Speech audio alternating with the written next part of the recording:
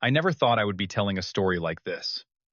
I am Nelson, 34 years old, and an architectural engineer whose life changed forever last year. I discovered my wife Emma was having an affair with my cousin Jake, a man who was practically a brother to me growing up. The double betrayal from the two people I trusted most nearly destroyed me. What I never expected was that during this crisis, Jake's wife Sophia would become not only my greatest support but eventually something more. What Emma and Jake never anticipated was that their betrayal would ultimately lead to real happiness for the people they hurt. Before I tell you how I discovered their affair and what happened next, let me know where you are watching from, and hit subscribe if you have ever had to rebuild your life after someone broke your trust. 8 years ago, I married my college sweetheart Emma. We met during sophomore year in an economics class we both took as an elective.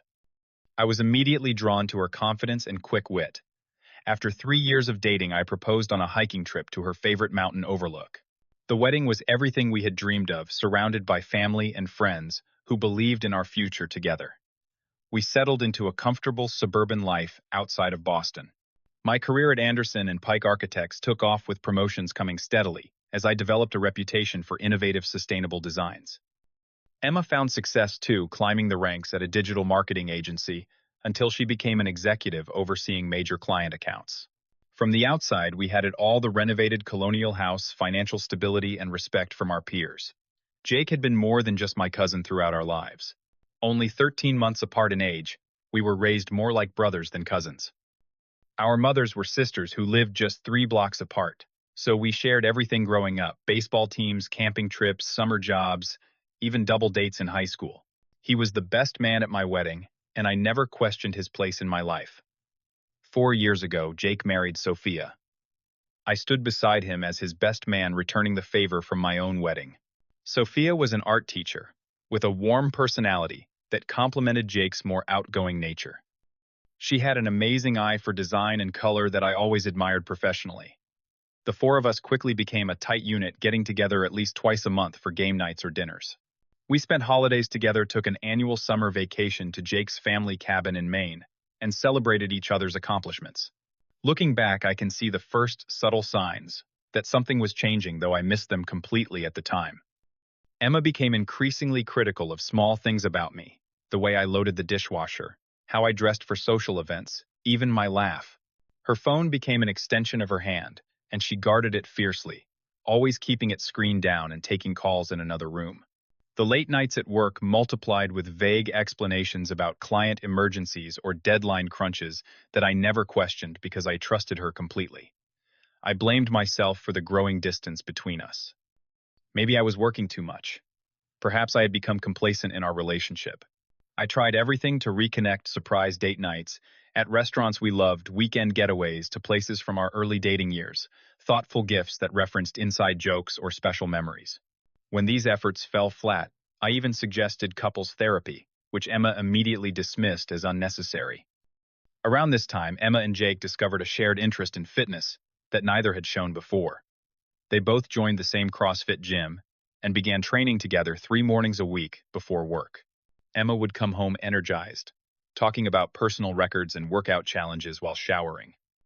I was genuinely happy that she had found something she enjoyed so much, and never thought to question why Jake, who had always preferred team sports over solo workouts, had suddenly developed the same interest. While Emma and Jake were growing closer through their morning workouts, I found myself developing a deeper friendship with Sophia. We often ended up chatting while our spouses were busy with other things at group gatherings. She confided in me that Jake seemed emotionally distant lately, spending more time on his phone and less time engaged in their relationship. I shared similar concerns about Emma, though I framed it as general marital growing pains. The company Christmas party last December was when my subconscious finally registered what my conscious mind refused to see. Emma spent most of the evening circulating separately from me, which was not unusual given her social nature and marketing role. But I noticed something odd whenever I would spot Emma across the room. Jake seemed to be nearby. There were furtive glances, brief touches that lingered slightly too long, and an inexplicable tension in the air when the four of us ended up at the same table for dessert. On the drive home, Emma was unusually quiet. When I asked if she had enjoyed the party, her answer felt rehearsed, lacking the specific anecdotes and observations she typically shared. That night, as she slept, I lay awake replaying moments from recent months, trying to convince myself that I was imagining problems where none existed. After all, this was Emma, my wife of 8 years, and Jake, the cousin I had trusted all my life. They would never betray me like that. Or so I thought. The truth revealed itself on a Tuesday afternoon in January. I had come home early with a splitting headache, something that rarely happened in my carefully structured work life. Emma was at a client meeting and not expected home for hours. As I settled on the couch with painkillers and water, I noticed her iPad on the coffee table. A notification sound pinged, and the screen lit up with a message preview from Jake. Cannot wait to see you later. Same place as last week. In 8 years of marriage, I had never snooped through Emma's devices. I believed in privacy and trust as cornerstones of our relationship. But something about that innocuous-sounding message, combined with my growing unease over recent months, propelled me to pick up the tablet. To my shock, it unlocked immediately, the password having been synced with our home computer. What I found shattered my world completely. There were hundreds of messages between them, dating back nearly 6 months. They contained explicit photos, detailed accounts of their meetups at a hotel near Jake's office, and worst of all, emotional declarations that went far beyond physical attraction. They had established regular rendezvous times coordinated around both my schedule and Sophia's teaching hours. They had inside jokes about sneaking around. They had even begun tentatively discussing a future together. I sat motionless for 2 hours reading through their entire illicit history, with a detached numbness that I now recognize as shock. When Emma walked through the door at 6:30 that evening, I was still in the same spot, the iPad open beside me. She knew immediately from my face that something was catastrophically wrong. What happened? Is someone hurt? She asked, dropping her bags by the door. Yes, I answered quietly. Me. Her eyes fell on the iPad and the color drained from her face. Her first instinct was denial. I do not know what you think you saw, but you are misunderstanding, she stammered, stepping toward me. I just shook my head and quoted one of her messages. Verbatim. Jake, what we have feels more real than anything I have ever experienced. Sometimes I think we were always meant to find each other. The confrontation that followed was both painful and revealing. After realizing that complete denial was impossible, Emma shifted to blame. According to her, I had been emotionally unavailable, too focused on my career, and unable to understand her needs. Jake got her in ways I never could. They had not planned for this to happen, but their connection was undeniable. We did not want to hurt you or Sophia, she said, as if that somehow mitigated their actions. I spent that night in a hotel, my mind reeling between crushing grief and disorienting anger. The next morning, I called Sophia and asked to meet her for coffee. I debated whether it was my place to tell her, but ultimately decided she deserved to know the truth, just as I would have wanted someone to tell me. We met at a quiet diner, far from our usual haunts. I still remember how composed she looked in her blue sweater hair, pulled back in a neat ponytail, grading papers, while waiting for me to arrive. That composure cracked when I slid my phone across the table, showing her screenshots of the conversations I had discovered. To my surprise, Sophia did not break down. Her hands trembled slightly as she scrolled through the messages, but her voice remained steady when she finally spoke. I suspected something, she admitted. There were too many coincidences, too many unexplained absences. I just did not have proof, and I did not want to believe Jake could do this. We decided after several hours of painful conversation that we would confront them together. Sophia suggested inviting them both to dinner at her and Jake's house that weekend, presenting it as a chance to catch up since the holiday season had been so busy. Neither Emma nor Jake suspected anything, readily agreeing to the plan. That Saturday night remains one of the most surreal experiences of my life. We all sat around the dining table that Sophia and I had helped Jake refinish last summer, eating lasagna that Sophia had prepared, engaging in superficial conversation, while Sophia and I exchanged knowing glances. After dinner, before anyone could suggest moving to the living room for drinks, I cleared my throat. There is something we need to discuss, I said, my voice steadier than I felt. Sophia and I know about the affair.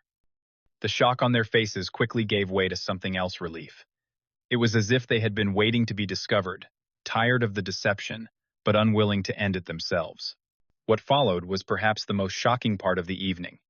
Rather than express remorse or beg forgiveness, Jake reached for Emma's hand across the table and announced that they were in love. They had not wanted to hurt us, but they could not deny their feelings any longer. They wanted divorces so they could be together openly. We hope we can all be adults about this, Emma added, as if requesting a simple favor, rather than the complete restructuring of two marriages and an extended family. There is no reason we cannot all remain civil. I left their house in a daze, Sophia's hand squeezing mine briefly at the door, in silent solidarity before I walked to my car alone. That night in my empty house, the full weight of the betrayal finally crashed over me. I sobbed until I had no tears left, then lay in darkness wondering how the life I had so carefully built could disintegrate so completely. The next few weeks passed in a blur of depression and dysfunction. I took a leave of absence from work, barely able to focus on basic tasks, let alone complex architectural designs. I lost 15 pounds, my appetite vanished along with my sleep. Friends called concerned by my sudden disappearance from social activities, but I could not bear to explain what had happened. The only person who seemed to understand without explanation was Sophia. 3 weeks after our confrontation dinner, she texted me. Just checking if you are okay. This is hard. Maybe we should talk about next steps. That simple message was the lifeline I needed to begin pulling myself out of the darkness. Sophia and I met at a coffee shop midway between our homes on a cold February afternoon. We had a practical reason for meeting to share information about lawyers and discuss the divorce process. Neither of us had ever imagined navigating. She arrived, bundled in a red scarf, her expression tired but determined. I found a good attorney, she said after we had settled with our drinks. She specializes in cases where infidelity is involved. I can give you her information if you want. That first meeting lasted nearly 3 hours, moving from practical divorce matters to the emotional impact of the betrayal. We discovered that Jake had moved in with Emma at our house, while Sophia remained in what had been her marital home. We compared notes on our individual confrontations with our spouses, finding disturbing similarities in their justifications and blame shifting. We decided to meet weekly after that, creating a support system that neither of us could find elsewhere. Friends tried to be understanding, but unless you have experienced that particular type of betrayal, it is difficult to truly comprehend the depth of the wound. Family members were torn between sides, many uncomfortable discussing the situation at all. About a month into our regular meetings, Sophia revealed something troubling. Jake told his parents that I was emotionally abusive throughout our marriage, that he tried everything to make it work before turning to Emma for support. I was stunned. Emma said almost the same thing to her sister. She claimed I was controlling and dismissive of her needs that she and Jake connected because they were both unhappy in their marriages. We realized they were crafting a narrative that cast them as victims rather than betrayers. Instead of fueling our anger, this discovery strengthened our resolve to handle our divorces with dignity. We agreed to focus on fair settlements rather than revenge to avoid public mudslinging and to support each other through the process. As winter turned to spring, our weekly meetings evolved. We began discussing topics beyond our divorces, books we were reading, projects at work, childhood memories. Sophia started bringing her sketchbook, showing me designs for spaces she imagined. I shared ideas for sustainable building practices I had been researching during my leave of absence. The turning point came on a rainy evening in April. We had met for dinner at a small Italian restaurant, and 3 hours had passed without either of us mentioning Jake or Emma once. Walking her to her car under a shared umbrella, I realized something had shifted between us. I saw Sophia not just as my cousin's soon-to-be ex-wife or my fellow betrayal survivor, but as a woman of remarkable strength, intelligence, and humor. I found myself noticing details I had overlooked before: the way her eyes crinkled when she laughed genuinely, her thoughtful pauses before answering difficult questions, her creative perspective on ordinary things. "This is weird, right?" she asked suddenly, as if reading my thoughts. "Sometimes I forget why we started meeting in the first place." "Is that bad?" I asked cautiously. She shook her head. "I think it might be the healthiest thing either of us has done in months." Both our divorces were finalized by June with relatively fair settlements considering the circumstances. The process had been draining, but surprisingly civil perhaps, because neither Jake nor Emma wanted to risk details of their affair becoming part of public court records. With the legal ties severed, Sophia and I found ourselves at another crossroads. The weekly meetings that had sustained us through the worst period of our lives no longer had an official purpose, yet neither of us suggested ending them. Instead, we began helping each other reclaim parts of ourselves that had been neglected in our marriages. Sophia had always wanted to learn rock climbing, so I joined her for beginner classes at an indoor gym. I had missed playing guitar, which Emma had found noisy and distracting. So Sophia encouraged me to pick it up again, sitting through my rusty practice sessions with genuine interest. By July, it became impossible to ignore the growing attraction between us. We had spent an afternoon hiking, reaching a scenic overlook, just as the sun began to set. The conversation had turned to our fears about moving forward romantically. What if we are just rebounding? I asked, voicing the concern that had been nagging at me. Or, what if everyone thinks we got together to get back at them? Sophia added. Does it matter what anyone thinks if we know the truth? I countered. The question hung in the air between us. Before she could answer, I leaned in slowly, giving her every opportunity to pull away. Instead, she closed the distance, and our first kiss felt like the beginning of something honest and new. We agreed to date privately for 3 months, before telling anyone, giving ourselves time to ensure our feelings were genuine and not reactionary.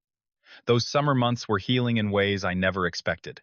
We talked about everything, especially the hard things, our fears of being hurt again, our insecurities, our hopes for the future.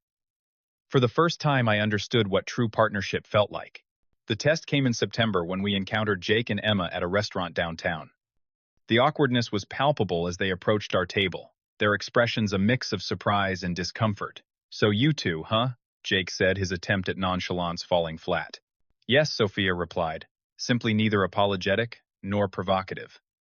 The brief exchange left us shaken, leading to a lengthy conversation that night about our motivations. Were we together because of genuine feelings, or was there an element of revenge in our attraction? I know exactly why I am with you, I told Sophia, holding her hands across my kitchen table. When I imagine my future, you are in it because of who you are, not because of who you were married to. She squeezed my hands and nodded. I feel the same way. What they did brought us together, but it is not why we are staying together. That night marked the transition from cautious dating to committed relationship. We were no longer healing from the past. We were building toward a future. 1 year after discovering the affairs that ended our marriages, Sophia and I moved in together. We chose a neighborhood across town, away from the homes we had shared with our ex-spouses, symbolizing our fresh start. Our relationship had developed into something neither of us had experienced before, a partnership built on complete honesty, mutual respect, and genuine appreciation for each other's strengths and weaknesses. The contrast between my relationship with Sophia and my marriage to Emma became increasingly apparent. With Emma, I had always felt I needed to be the perfect husband, financially successful, emotionally stable, never showing vulnerability. With Sophia, I could express doubts, admit fears, and share burdens. She did not expect perfection. She valued authenticity. Telling our families about our relationship had been challenging. My parents still reeling from the divorce, and Jake's betrayal initially worried we were making impulsive decisions out of pain. Mom, I understand your concern, I explained during a tense Sunday dinner. But Sophia and I did not rush into this. We took time to make sure what we feel is real. But she was married to Jake, my mother protested. How can you separate that from who she is to you now? The same way you separate Jake's actions from the nephew you loved all his life, I replied gently. People are not defined by who they were married to. Over time, most of our families came to accept our relationship, seeing the positive changes in both of us. Some relatives remained scandalized by what they called the partner swap, but their discomfort said more about them than about us. Meanwhile, we heard through mutual friends that Emma and Jake's relationship was already showing cracks. The passionate affair that had seemed worth destroying 2 marriages for apparently lost its luster when faced with ordinary life challenges. There were rumors of Jake's wandering eye, of Emma's growing dissatisfaction with his financial instability compared to my established career. This information brought no satisfaction, only a sense of sadness for the unnecessary pain caused, and a deeper appreciation for what Sophia and I had built from the ruins. I realized that in many ways Emma had done me a favor by ending our marriage. We had grown in different directions with different values and priorities. I deserved someone who chose me completely, not someone who settled for me while wanting someone else. Sophia experienced similar clarity about her marriage to Jake. I spent years trying to be the perfect wife, thinking if I just supported him enough, he would finally appreciate me, she confided one evening. With you, I never feel like I am auditioning for my place in your life. As our relationship strengthened, our professional lives flourished too. Sophia, inspired by our renovations to the new house, started her own interior design business, focusing on sustainable materials that complemented my architectural work. We sometimes collaborated on projects, her artistic vision, enhancing my technical designs in ways that impressed clients and colleagues alike. After 18 months together, we decided to make another significant change. I was offered a partnership position at a prestigious sustainable architecture firm in Denver, and after careful consideration, we decided to accept it. The move would take us away from painful memories and family complications, giving us the opportunity to define our relationship on our own terms. We found a rundown mid-century modern house with excellent bones but desperately needing renovation. Evenings and weekends were spent tearing out old carpet, refinishing hardwood floors, and designing a space that reflected both our tastes. Working side by side, covered in paint or sawdust, I often thought about how different this felt from my marriage to Emma, where renovations had been sources of tension rather than collaboration. 2 years after the affair that ended our previous marriages, we ran into Jake at a professional conference in Chicago. I was there presenting on sustainable commercial design. He was attending with his company. Sophia had stayed in Denver busy with a major client project. We ended up alone at the hotel bar, an awkward silence stretching between us until Jake finally spoke. "You seem good," he said, studying my face for signs of lingering anger. "I am," I replied honestly. "Better than I ever expected to be after everything." Jake nodded, swirling the ice in his drink. "Emma and I split up 6 months ago. She found messages on my phone from someone at work. The irony was not lost on either of us. I was surprised to feel compassion rather than satisfaction. I am sorry to hear that." "No, you are not," he said with a bitter laugh. "You and Sophia were right all along. When you build something on a foundation of lies and betrayal, it does not last. It was never about being right, Jake. We just wanted to be happy." "And are you happy with her?" The question was loaded with complicated history, but my answer was simple. Yes, happier than I ever knew was possible. As I said the words, I realized their complete truth. The journey had been painful, but it had led me exactly where I needed to be. When I returned to Denver, I brought home a vintage ring I had found in an antique shop near the conference center. The following weekend, after we finished the final touches on our home renovation, I asked Sophia to marry me in our completed kitchen, the heart of the home we had rebuilt together. "We started this relationship surrounded by brokenness," I said, kneeling before her. "But look what we built. I want to keep building with you for the rest of my life." Her yes was immediate, her smile radiant through happy tears. Planning our wedding involved careful consideration of family dynamics, but we were determined to celebrate our love without being defined by past pain. We chose a small ceremony in a botanical garden, inviting only those who had supported our relationship from the beginning. Looking back on the journey that brought us here, I am grateful for even the painful parts. The betrayal that once seemed like the end of my world became the beginning of something authentic and beautiful. Sophia and I often remark that we might have spent our entire lives in marriages that were comfortable but never truly fulfilling, if not for the affair that shattered our illusions. The lesson I learned through all of this is that sometimes life's most painful detours lead exactly where you were meant to be all along. Trust can be rebuilt. Love can be found in unexpected places. And sometimes the person who helps you heal your heart ends up claiming it completely. Have you ever found happiness after betrayal? Share your story in the comments below. If this journey resonated with you, please hit the like button and subscribe to hear more real-life experiences that might help you through your own challenges. Consider sharing this video with someone who might need to hear that pain can transform into something beautiful with time. Thank you for listening to my story, and remember that sometimes the people who are meant to be in your life come in the most unexpected ways.